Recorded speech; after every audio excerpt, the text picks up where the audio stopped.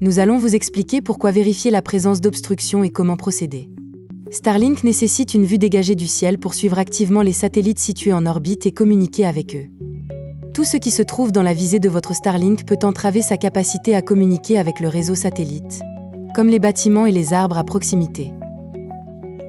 Cet emplacement n'est pas idéal par exemple. L'arbre bloque la ligne de visée de votre Starlink vers les satellites, ce qui pourrait provoquer des interruptions de connexion.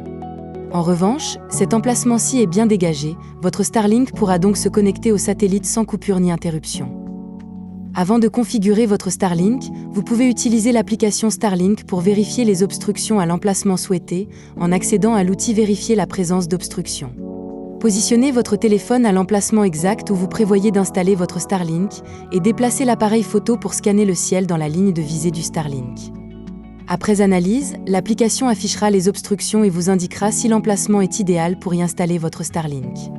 Vous pouvez utiliser l'outil Vérifier la présence d'obstructions plusieurs fois pour trouver l'emplacement avec la vue du ciel la plus dégagée.